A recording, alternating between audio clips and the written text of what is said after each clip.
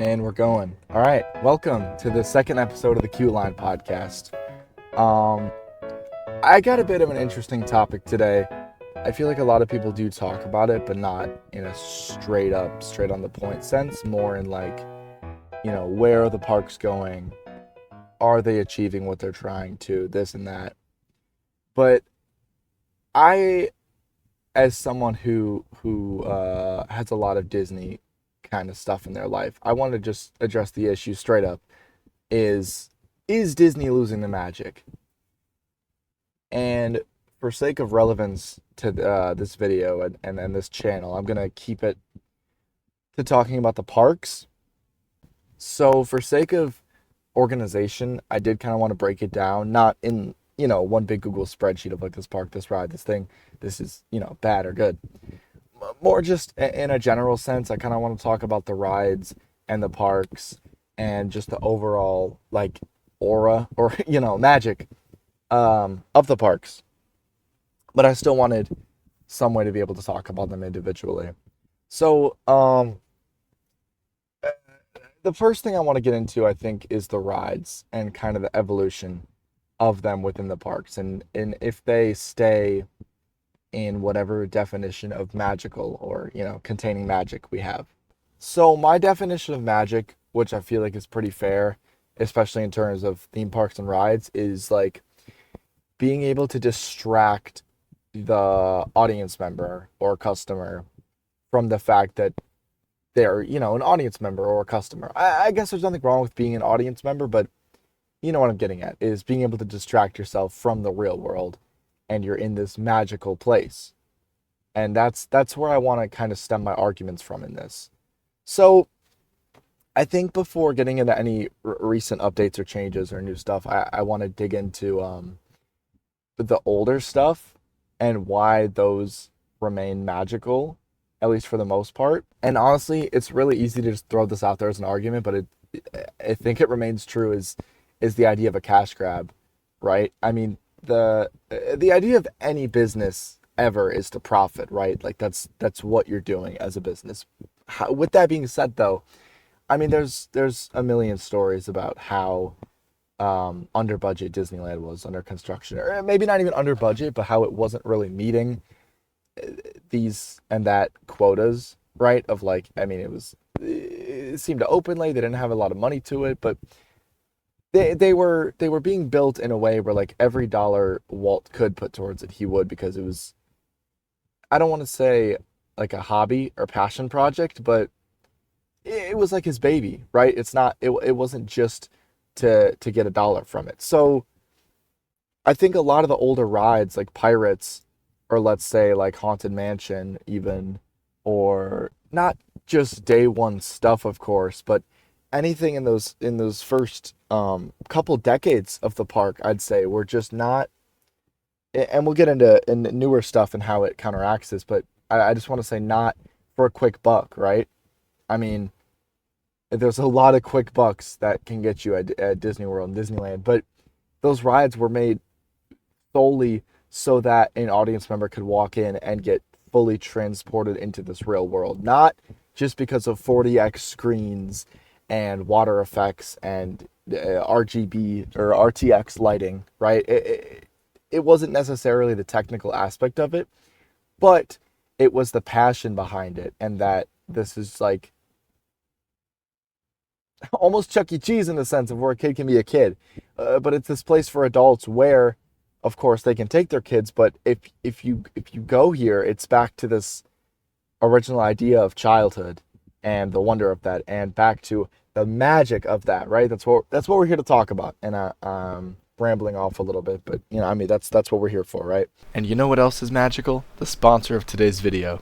I'm just kidding. There is none. Now let's go back. So I think you take that in reference to some of the stuff happening now, and it's not that there's no passion behind it, because that is WDI, right? The Imagineers, they are passion. Of course they have it. Of course it exists. I mean, it's not like it doesn't exist. However, I think it's clear that some rides are made with a quicker deadline, or just trying to break a record. I don't know exactly how to describe it. And I don't have a word for it. It's not that they're cheap, because some of these newer rides, like frickin' Ratatouille, are like $100 million budgets, but that's not what matters in a magical experience, right? You're not if you're immersed into this magical land and having a magical time, what's on your brain is, this is such an amazing world that I'm being, part of. Not, wow, I can't believe they built this ride in under $500 million. Like that respectfully, that doesn't matter. I'm not saying it doesn't matter in terms of the world, but in the argument of rides consisting magic, that doesn't matter. That's not what it's about. Even take an amazing experience like Cosmic Rewind. That is a top tier ride. And whether or not I'm immersed in the world can be debated, just because of throwing Guardians over it, which is such an odd thing to throw into Epcot. You can say it fits. Whatever, that's a different discussion. However, I feel like I was being just thrown fastballs over and over by news headlines of just this $500 million budget and this $500 million budget, and the ride was actually built with $500 million, which makes it the most expensive. Like, I don't know. There's importance to that, and it's not that it doesn't matter, and it's not that it's not a real number, but I feel like the passion. How do I put this? There's still passion behind it. I feel like the reasoning behind what rides get built and how is different from what it used to be. Right? The reason behind building older rides was only to capture audiences into a immersive world and just make them feel like a kid again. Now that's part of it, but it's also, will it be able to have a really cool lightning lane queue, right? I mean, that's its own issue, but yeah.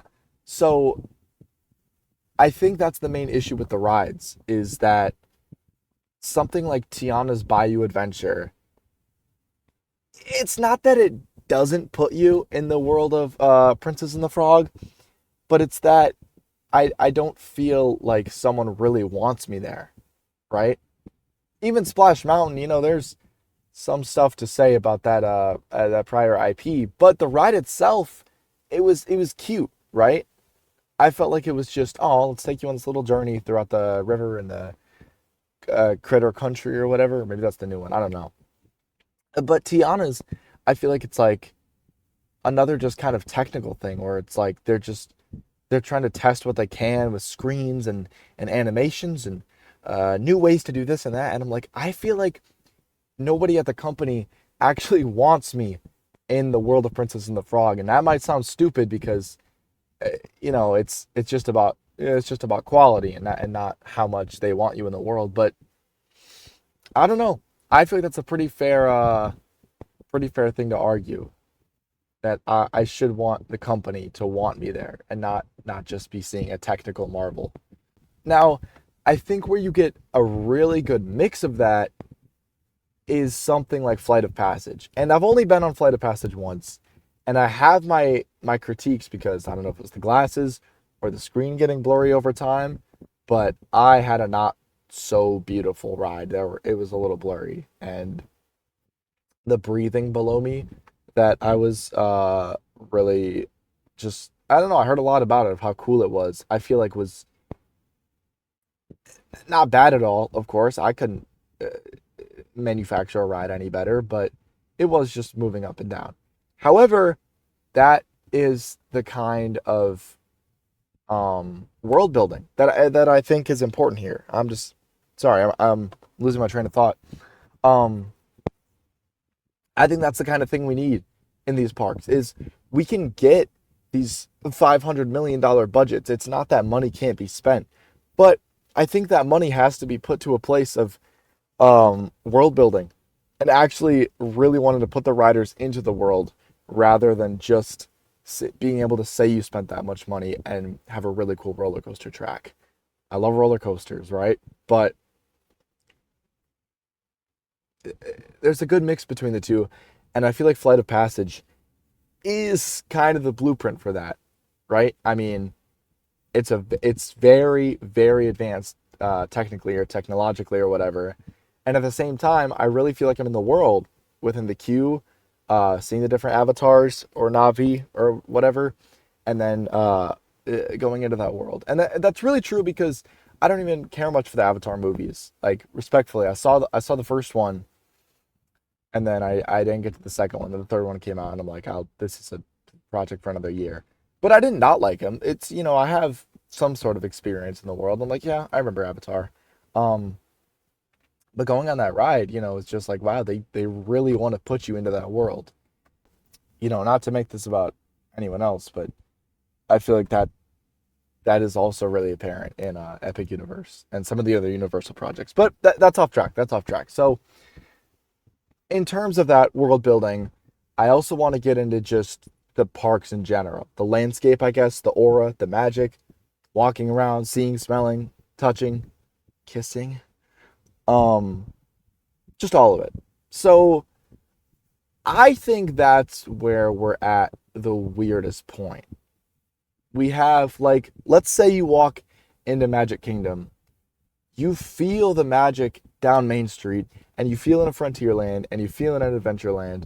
Actually, this is a really bad park to talk about it at. Okay, so let's say Hollywood Studios. You walk in, and you feel the sense of magic or wonder or whatever with Hollywood or the MGM, whatever it is, walking down Sunset Boulevard. You feel like you feel the love there, like you're taken back to the '60s or whatever. And you're walking around, um, Tower of Terror theming. Well, it's all good because it was all made with that intent I was talking about earlier. And then you get to Galaxy's Edge, let's say, and it's like just well, what is this? So this is no dig on Star Wars. I was building PVC lightsabers from Menards a couple of years ago. I was that kind of kid. I love Star Wars. It's not even that. I guess maybe that's where it comes from. It's just like I don't feel the love. Walking into Galaxy's Edge, it's just there's definitely elements there that I can't complain about. Like seeing the Millennium Falcon in real life, nobody can complain about that. Like that's cool. Or seeing the X-wings, and I think Obi-Wan's ship was there. There's some really cool stuff, and I know they're trying more with the live action or whatever stuff, like droids walking around or BB-8 or I think they had a little Grogu, right? Or little droids that walk around and they're like Roombas where they can like see what's in front of them or whatever. There's stuff coming that maybe will redeem itself. However, the land in general is what I want to talk about. Of I don't feel the passion behind it or the magic because that's where my claim is coming from of the magic not existing in these parks. And of course, you could say I feel immersed, right? Everything around me is Star Wars. Even like, all the food and drinks is Star Wars, all the card readers are Star Wars. Like anything that would normally be in that park is in there as Star Wars themed in that land. That's not the issue. Of course, like I like being immersed in there. The issue is it doesn't feel um like genuine. The whole time I'm in there, I'm kind of just thinking about what it could be. I guess this video is turning into me just hating on Galaxy's Edge, but no, I'm just thinking about what it should have been. Or if you had a whole team of diehard Star Wars fans to design Galaxy's Edge, what it should have been, what it could have been. Take something like Star Tours from back in the day. When did that open? I'm gonna throw out a random number and say 1979. I don't know, probably 70 something. That's love. Like right as you walk in, you see all these random droids moving boxes and shit, and you're in this big mover, and then you get into the thing, and all the flight attendants have little personalities, and it's like I forgot what the lady says at the end, but it's very iconic, and now I look silly, but yeah, even something like that, right? In the same IP as Star Wars, that's how you do it.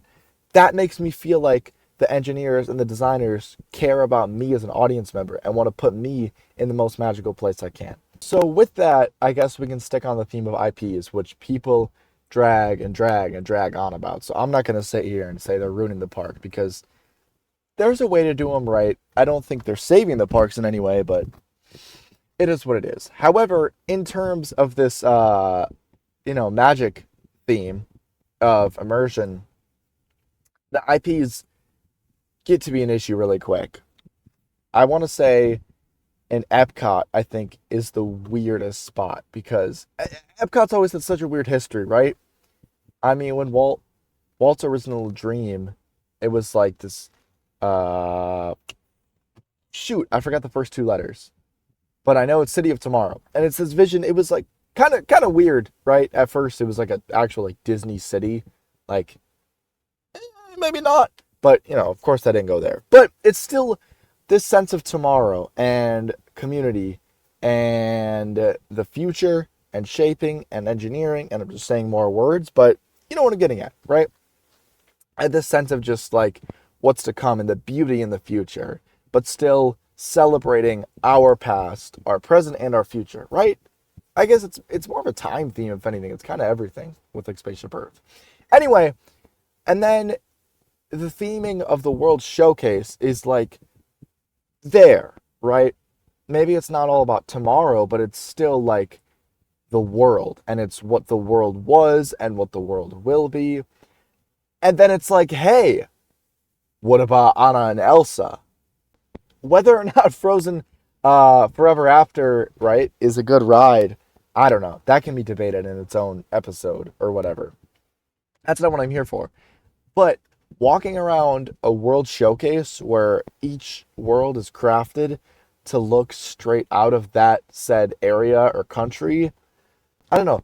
The idea of like walking around these areas and countries, and they're made to feel like I'm really entering there for a minute, and then I just see Ratatouille or Frozen. It's like whether or not the ride is actually good or not is out of question right now. But it's just the sense of immersion and magic. It's kind of ruined. Not that I genuinely feel like I'm going to Norway, right? That's Frozen. Not that I feel like I'm genuinely entering Norway. Obviously, I know I'm in a park, but with all the theming and the foods and the drinks and the way everything looks, it's like that is, you know, passion. That is intent. That is boom. Like they care. And then having the easy ability to slip Frozen in there and to do well, it's like I don't know. I'm not gonna sit here and say it's a shitty ride because I do like the ride. It's just in terms of magic and what a theme park could be, I don't know if those kinds of things are helping. And so this kind of stems from the park, but not in a physical sense, just in a general like Disney World. I can't speak too much on Disneyland. I don't know what's going on over there. But at Disney World, in terms of the park, the planning and the app and the genie, which was lightning or which was fast pass, which is lightning lane, which is booking a trip for $1,000, like that ruins it. And I'll put up on screen what the number actually is, but I'm pretty sure adjusted to inflation, a ticket for Disney World should be like $12 and a kid is like 6 or something. I don't know if it's probably a little less than actually. Maybe it's like 50 and 25. I'm not going to sit here and nag about pricing because that is its own issue and there's a lot to be said about that. But the one thing I will say is that it's not just inflation. I feel like a lot of people, well, everyone knows how expensive theme parks are now, but I feel like a lot of people's counterpoint right off the bat is, oh, well, everything's getting more expensive. Yeah, that's true, but wages aren't being adjusted to inflation the same way entertainment is, right? Like the movie theater or live theater too.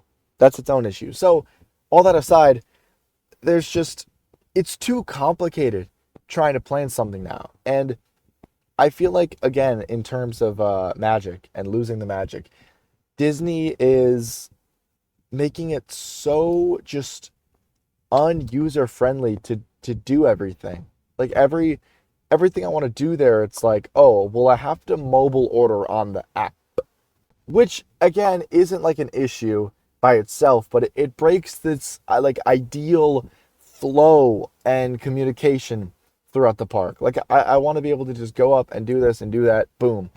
And now it's like, well, you have to mobile order, but also after you eat, make sure at 1 o'clock you refresh them lightning lanes and make sure to get one because you can only have one, and then you can have like 3 in a day, or like you can have one right after you finish your last ride as long as it was less than 90 minutes. Or I don't even know the current stuff, to be honest. I haven't been to the parks in like a year, and I keep seeing new articles about it.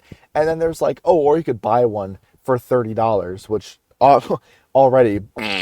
Or if you're ready to spend that $30, you check the app. Oh, they're actually sold out. So sorry, bud.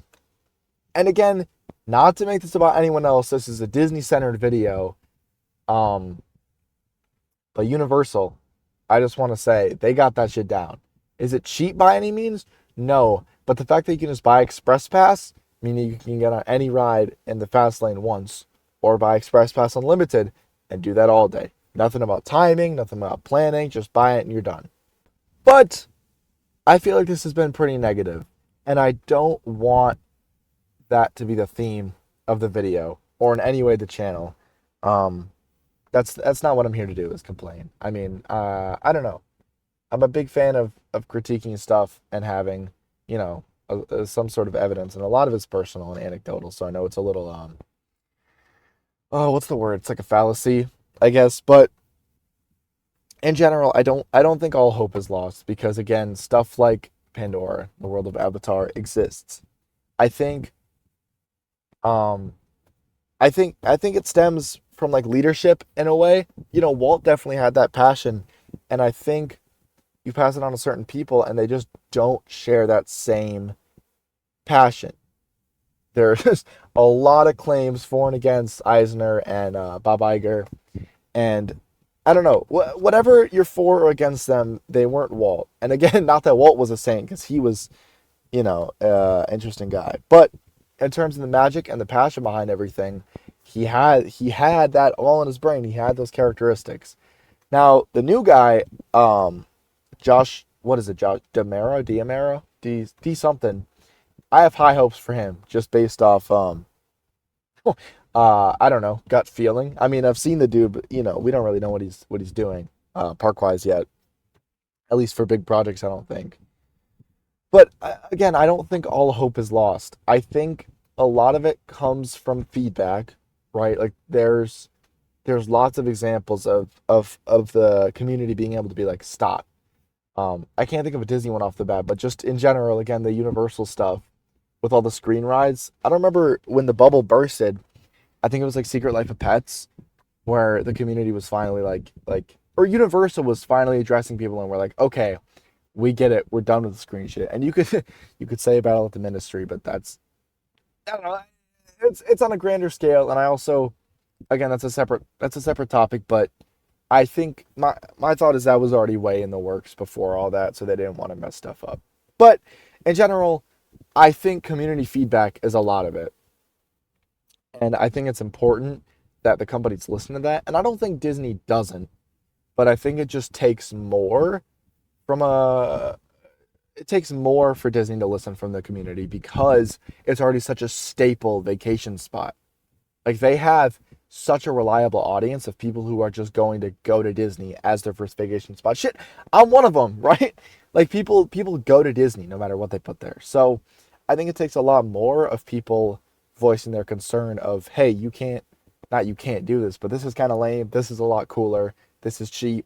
This doesn't feel cheap. Um, I'm not sure if I'm losing my argument here.